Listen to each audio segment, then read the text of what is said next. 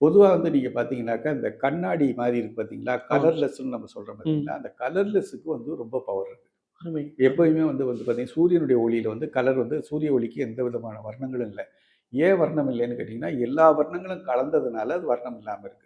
அது மாரி தான் இந்த எப்படி பூஜ்ஜியத்தில வந்து எல்லா எண்களும் அடக்கமான மாரி, இந்த வந்து கலர்லெஸ்ஸா இருக்கக்கூடிய விஷயங்கள் எல்லாத்துலயுமே வந்து ஸ்படிக மாலை ஸ்படிகமாலை. போட்டாலே, எல்லா விதமான பவர்களையும் அது கொண்டு வந்துருங்கிறதுனால, நீங்க வேணும்னாக்க ஒரு உடம்புல இருக்கு, வியாதி இருக்கு, அல்லது திருஷ்டி போகணும், அல்லது குடிபோதை மறக்கணும், அல்லது ஒரு அடிக்ஷன் இருக்கு, நமக்கு வந்து ஒரு திருஷ்டி இருக்கு, கார்ல போறோம், ஒரு விபத்து இல்லாம இருக்கணும் அப்படின்னு அதாவது பலதரப்ப சர்வரோக நிவாரணி அப்படின்னு நீங்க நினைச்சீங்கன்னாக்கா, ஸ்படிக மாலை.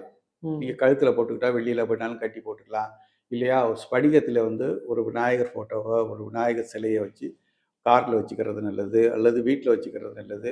பொதுவா வந்து சிலையினுடைய அமைப்பு பார்த்தீங்கன்னாக்கா, எப்பவுமே வந்து ஒரு 2 இன்ச்சுக்கு மேல போயிடக்கூடாது. ஏன்னா ம். 2 இன்ச்சுக்கு மேல போனீங்கன்னாக்கா, ரெகுலரா அதுக்கு வந்து நம்ம பால் அபிஷேகம் நைவேத்தியம் பண்ணிடணும். நைவேத்தியம் பண்ணியே ஆகணும். ஸோ, அதனால வந்து 2 இன்ச்சுக்கு மேல போகக்கூடாது. அது கார்ல வேணாலும் வச்சுக்கலாம், பூஜை அறையில வேணாலும் வச்சுக்கலாம். ஸ்படிக மணியா நீங்க அணிஞ்சுக்கிட்டீங்கன்னா, எந்த பிரச்சனையும் கிடையாதுங்கிறது தான் என்னுடைய கருத்து.